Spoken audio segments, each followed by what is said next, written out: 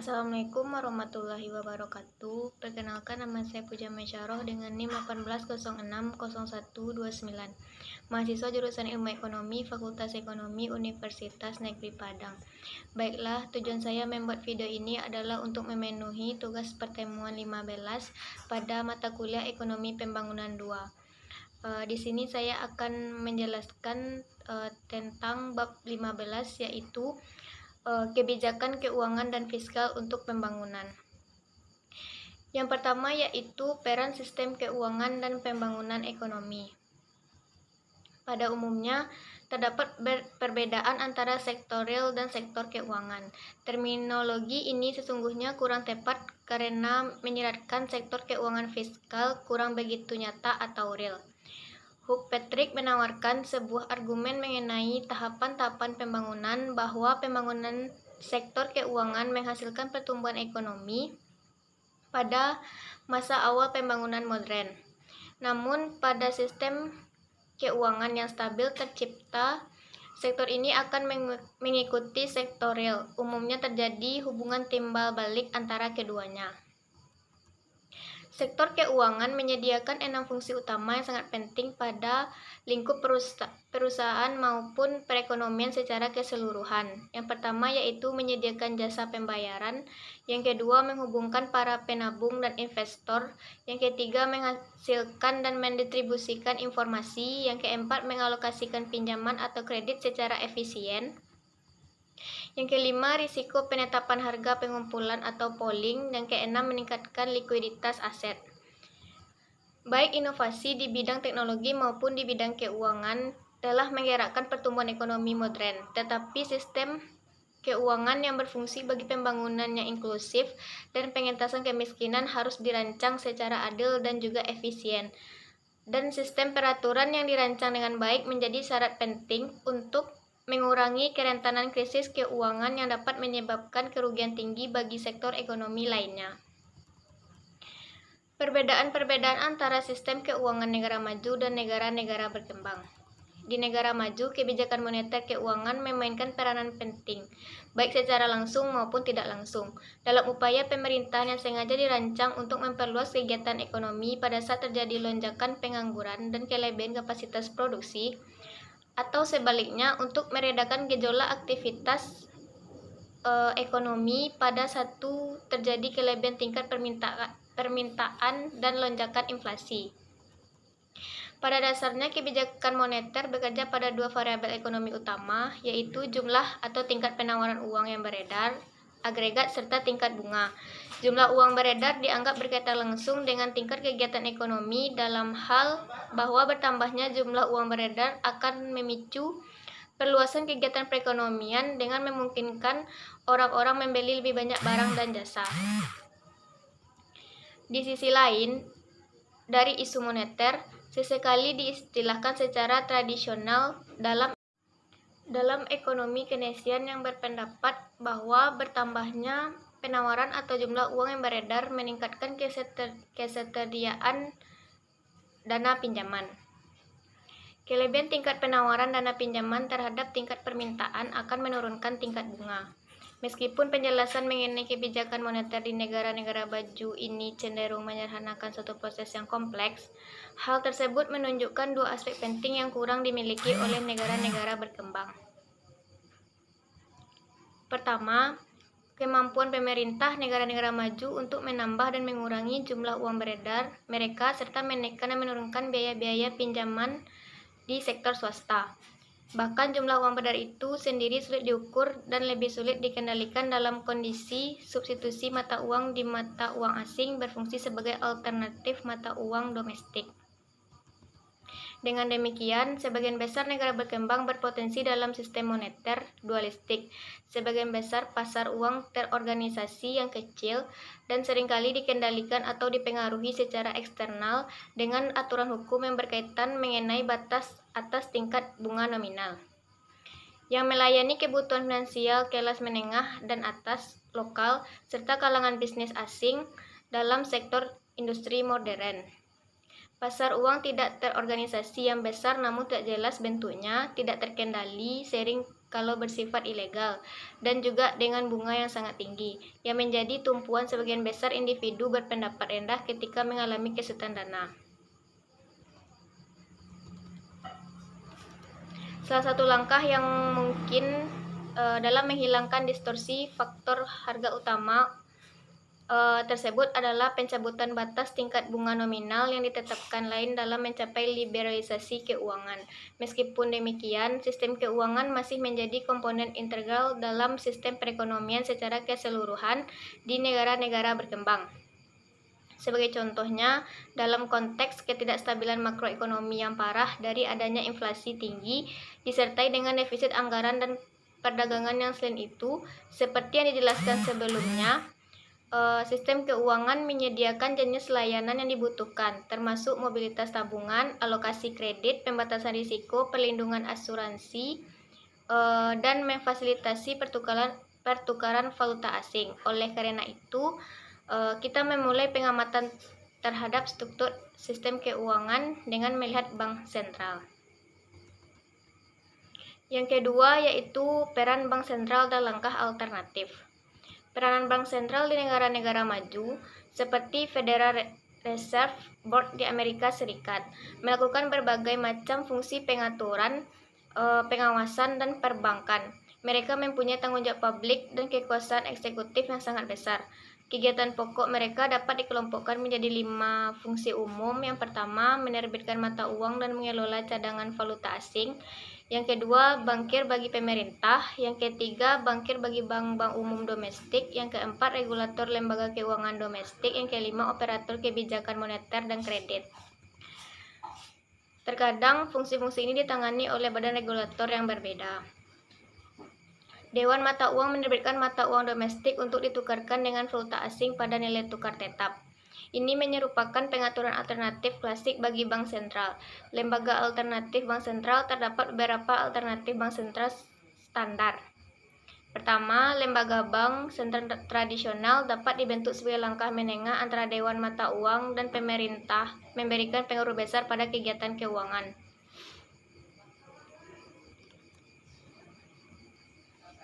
Dalam dasawarsa terakhir, independensi ekonomi dalam politik bank sentral semakin meningkat di sebagian besar negara berkembang. Banyak ekonom telah mengidentifikasi otonomi seperti itu sebagai prasyarat penting dalam mengimplementasikan peranan bank sentral, baik bank sentral tradisional yang efektif. Bank harus menjadi sumber modal valuta sekaligus juga menjadi tempat penyimpanan pengetahuan komersial dan keterampilan bisnis yang biasanya langka dalam lingkup domestik. Selanjutnya yaitu peran Bank Pembangunan. Bank Pembangunan merupakan lembaga keuangan publik dan swasta khusus yang menawarkan dana terjangka menengah dan panjang. Bank ini telah tumbuh berbagai negara berkembang karena bank-bank yang sudah ada biasanya berfokus pada pinjaman jangka pendek untuk tujuan komersial atau dalam hal bentuk bank sentral, pengendalian dan regulasi jumlah uang beredar agregat. Selain itu, bank umum yang ada menetapkan prasyarat pinjaman yang seringkali tidak sesuai untuk pendirian badan usaha baru atau pembiayaan proyek berskala besar. Dana mereka seringkali dialokasikan sebagai pembiayaan yang aman. Modal ventura murni bagi pembukaan industri baru jarang sekali disetujui untuk memfasilitasi pertumbuhan industri dalam suatu perekonomian yang ditandai oleh kelangkaan modal finansial. Bank umum berupaya untuk pertama, pinjaman bilateral dan multilateral dan badan bantuan nasional seperti US Agency for International Development dan dari badan donor internasional seperti Bank Dunia. Yang kedua yaitu pinjaman dari pemerintah negara mereka sendiri.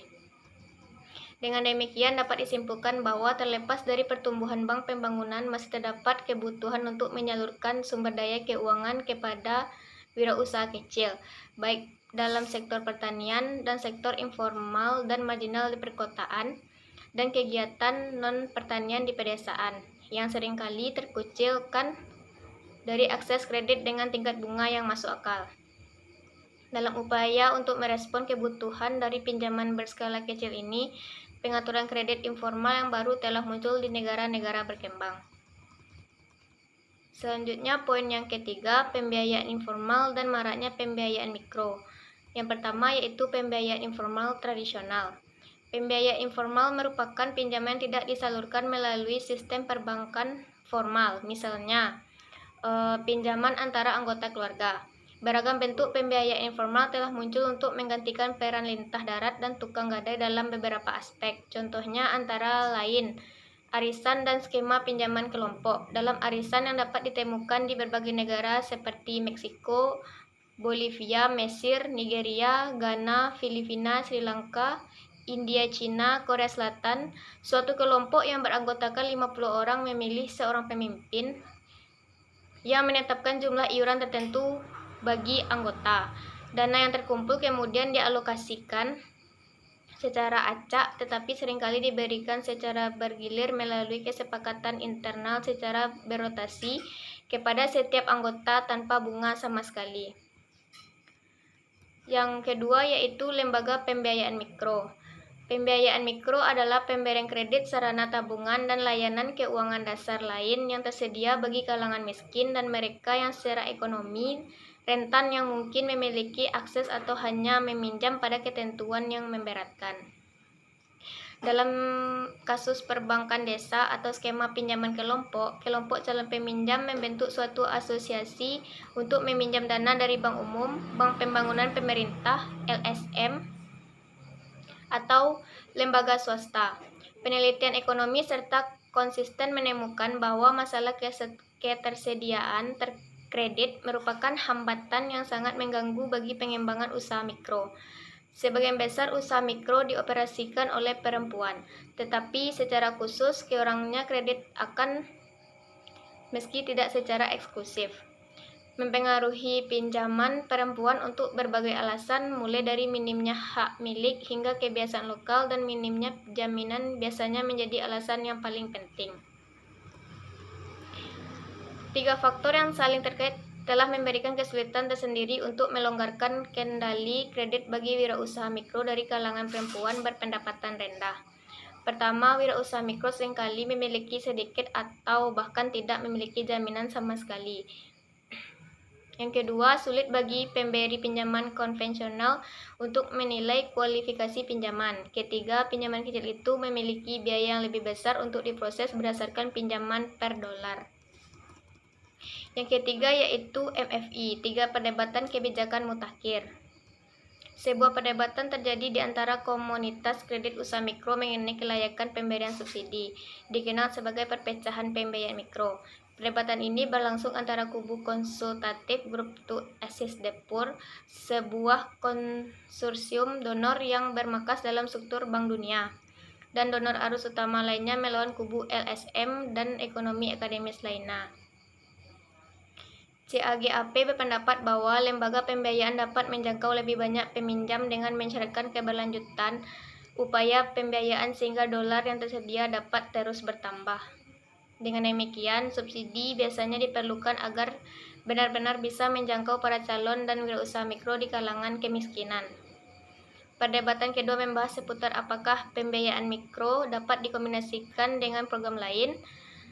Para pendukung berpendapat bahwa akan sangat berguna mengkaitkan kredit dengan beragam jenis layanan membutuhkan hanya oleh kalangan miskin dan secara inheren membutuhkan waktu untuk berpartisipasi. Yang keempat yaitu potensi keterbatasan pembiayaan mikro sebagai strategi pembangunan. Pembiayaan mikro memiliki beberapa potensi keterbatasan penting. Kredit mikro awalnya diciptakan dan masih dipasarkan sebagai pembiayaan bagi usaha mikro. Tetapi sebagian orang mungkin lebih memilih untuk menerima upah dan gaji reguler ketimbang menjalankan usaha mikro yang berisiko. Singkat katanya, pembiayaan mikro merupakan alat yang ampuh, tetapi perlu dilengkapi dengan pertumbuhan sektor keuangan, modal manusia, pembangunan infrastruktur, dan yang terakhir tetap juga penting kebijakan penciptaan lapangan kerja formal.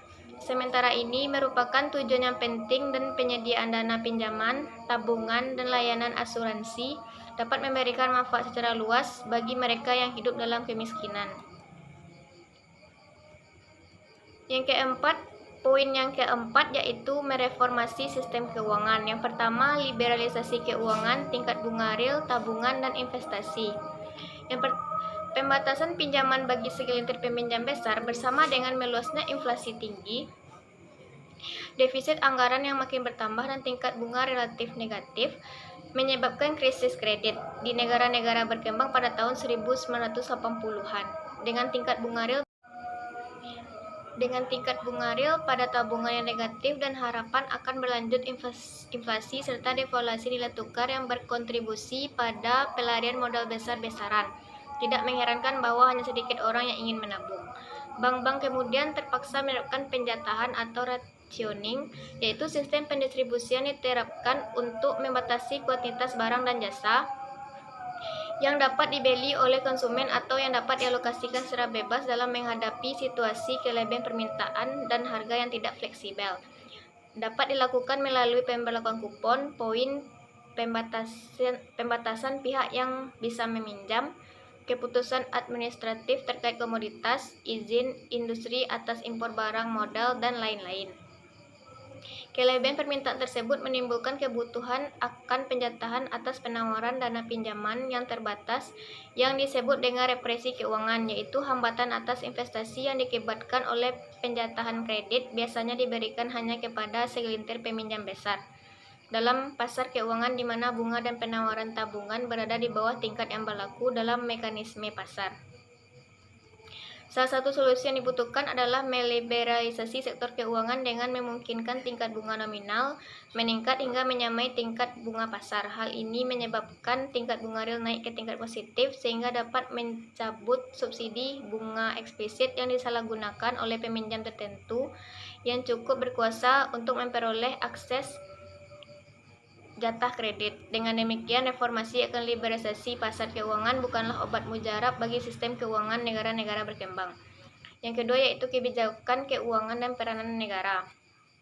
Dalam upaya mengidentifikasi bagaimana pemerintah seharusnya bertindak agar dapat memainkan peran efektif dalam pasar keuangan yang telah diliberalisasikan. Terdapat 7 potensi kegagalan yang diidentifikasi oleh Stiglitz adalah sebagai berikut. Yang pertama yaitu sifat barang publik dalam pemantauan atas berbagai lembaga keuangan. Fungsi pemantauan adalah barang publik. Siapapun yang menabung di lembaga keuangan tertentu akan mendapatkan manfaat dengan mengetahui bahwa lembaga keuangan tersebut sedang berkembang atau mendekati kepailitan. Yang kedua, eksternalitas pemantauan, seleksi dan pemberian pinjaman. Seperti halnya eksternalitas positif maupun negatif, pasar memberikan terlalu sedikit informasi yang menyebabkan sumber daya yang dialokasikan menjadi terlalu sedikit atau justru berlebihan. Yang ketiga, eksternalitas gangguan keuangan. Tanpa adanya jaminan pemerintahan, kegagalan dari suatu lembaga keuangan utama dapat merembet sehingga menggoyahkan seluruh sistem perbankan dan mengarah pada gangguan jangka panjang pada sistem keuangan secara keseluruhan. Yang keempat yaitu pasar yang hilang atau tidak lengkap. Masalah utamanya adalah informasi tidak sempurna dan sangat mahal untuk didapatkan, sehingga pemerintah negara berkembang memiliki peranan penting dalam mengurangi risiko tersebut. Yang kelima, persaingan yang tidak sempurna. Persaingan ini di sektor perbankan di kebanyakan negara berkembang sangat terbatas. Yang keenam, tidak efisiennya pasar-pasar yang kompetitif di sektor keuangan. Secara teoritis, agar pasar persaingan sempurna dapat berfungsi efisien, pasar keuangan harus lengkap dan informasi harus bersifat eksogen. Yang ketujuh, investor yang tidak memiliki informasi. Banyak investor di negara-negara berkembang yang kekurangan baik informasi maupun saran untuk mendapatkan informasi guna membuat keputusan-keputusan investasi yang rasional. Yang ketiga yaitu perdebatan atas peranan pasar saham. Beberapa penelitian mengemukakan bahwa pengembangan pasar saham dapat memiliki peran yang sangat konstruktif dalam merangsang pertumbuhan. Studi-studi ini menunjukkan bahwa pengembangan pasar saham yang lebih besar di masa lalu memprediksi pertumbuhan ekonomi yang nantinya akan lebih cepat, bahkan setelah variabel lain yang telah diketahui mempengaruhi pertumbuhan seperti tingkat investasi dan pendidikan. Lebih mencengangkan lagi, baik pengembangan perbankan dan pasar saham ternyata berdampak positif pada pertumbuhan secara independen, yang menyeratkan bahwa masing-masing memiliki peran yang berbeda dalam perekonomian. Terdapat 3 prasyarat tertentu. Yang pertama, diperlukan suatu stabilitas makro. Yang kedua, kredibilitas kebijakan diperlukan. Dan ketiga, diperlukan basis perusahaan domestik yang kuat. Apabila ketiga persyarat ini terpenuhi, wajar untuk mempertanyakan mengapa suatu negara perlu mendorong pasar saham. Bukankah pasar saham berkembang akibat adanya kekuatan pasar? Salah satu alasannya kebijakan publik yang mendorong pengembangan pasar saham adalah untuk menyeimbangkan kecenderungan yang lebih berat ke pemberian utang yang secara implisit terdapat dalam kebijakan hingga sekarang. Terkait hal ini, jenis kebijakan pengembangan pasar saham diistilahkan sebagai pencabutan hambatan. Alih-alih mendorong pasar saham secara langsung, belum lagi menyubsidi pengembangannya.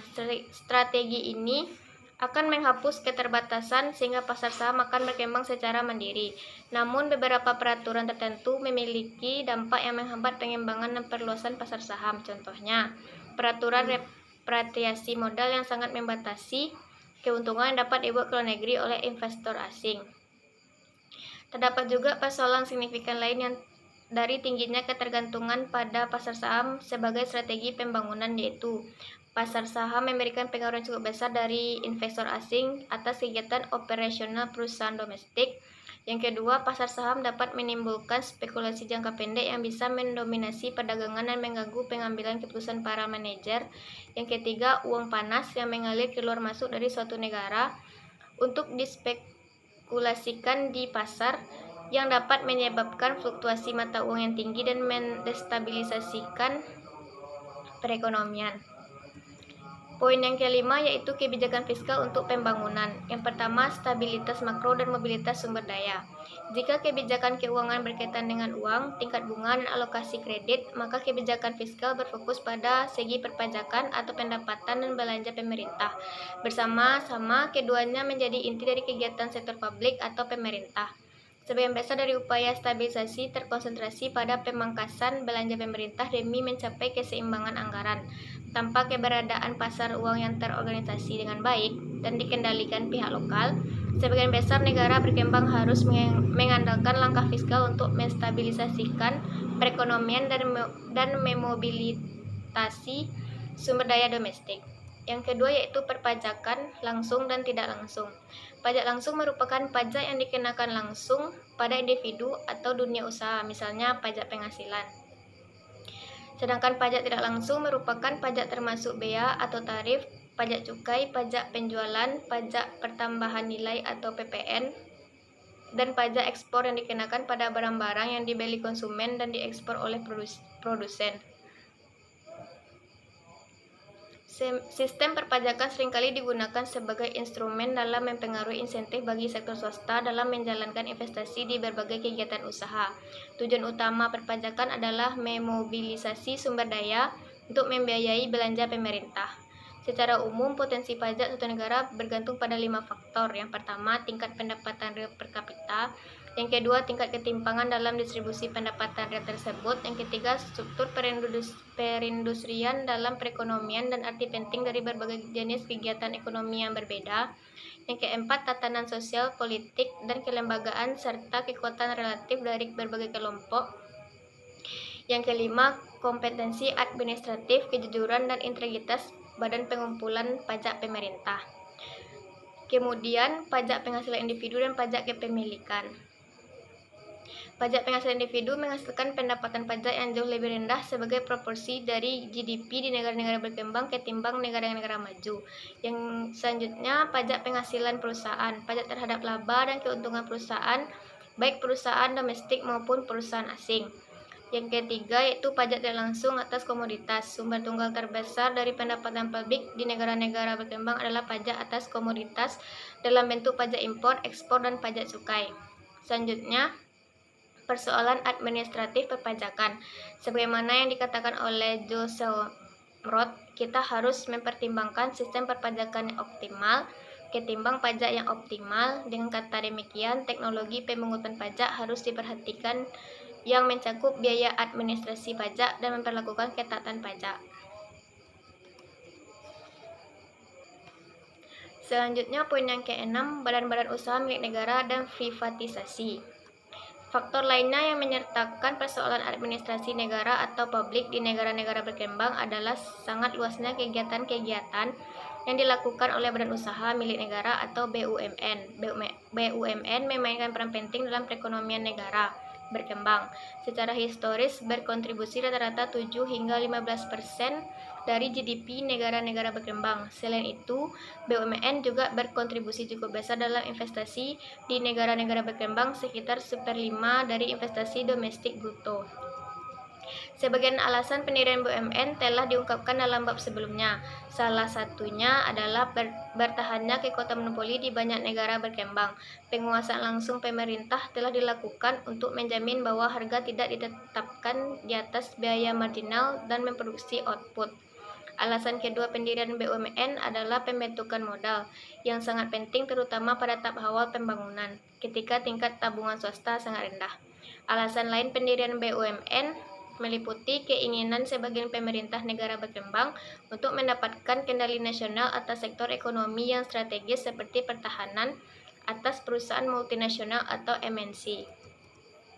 Yang pertama yaitu meningkatkan kinerja BUMN. Ada beberapa faktor yang berkontribusi pada buruknya kinerja BUMN dari segi profitabilitas dan efisiensi. Mungkin yang terpenting adalah bahwa BUMN berbeda dari perusahaan swasta dalam artian BUMN diharapkan mengejar tujuan komersial dan sosial, penyediaan barang pada harga di bawah biaya, dan dalam upaya menyubsidi masyarakat atau memperkerjakan tenaga kerja tambahan untuk memenuhi sasaran lapangan kerja nasional dapat mengurangi profitabilitas. Faktor lainnya adalah sentralisasi pengambilan keputusan yang berlebihan. Salah satu opsi dalam reformasi kebijakan adalah reorganisasi dengan fokus untuk mencari laba yang lebih ditekankan pada BUMN. Lainnya adalah pengalihan kepemilikan dan penguasaan dari sektor publik ke swasta yang dikenal dengan privatisasi, yaitu menjual aset atau perusahaan publik kepada individu atau kepentingan bisnis swasta. Yang kedua yaitu privatisasi teori dan pengalaman.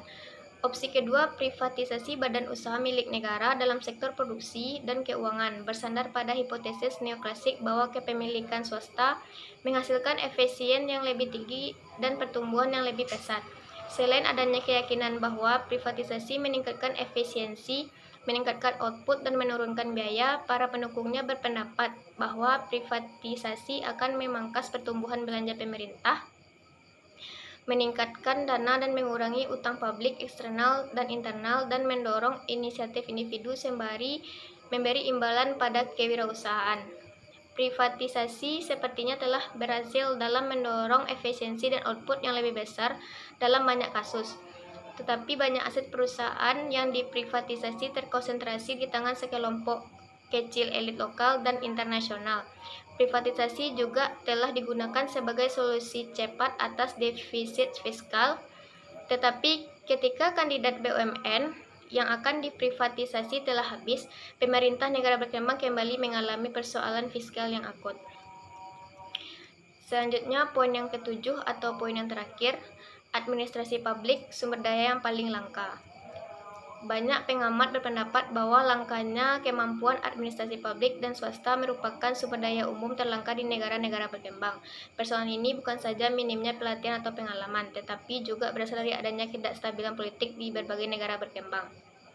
Administrasi publik sepertinya tidak akan berfungsi secara efisien ketika aturan hukum dipertanyakan, ketika huru-hara atau tidak konsensus pada isu-isu fundamental tidak mencapai kata mufakat. Banyak pemerintahan di negara-negara berkembang juga memiliki tujuan layanan masyarakat selain kinerja, untuk menghapus kelompok elit tradisional, untuk menasionalisasikan layanan masyarakat, untuk menyesuaikan ketepatan ideologi, dan lainnya. Sebagai birokrasi di negara-negara berkembang relatif mengalami kelebihan pegawai pada tingkat bawah dan kekurangan pegawai pada tingkat atas. Dalam kasus industri yang dinasionalisasikan, sebagian besar eksperimen yang dilakukan telah menjadi petaka ekonomi dan mengakibatkan berbagai macam tekanan dalam layanan masyarakat pusat. Sistem personel dalam layanan masyarakat biasanya tidak memadai untuk meningkatkan kompleksitas manajemen dalam badan usaha industri.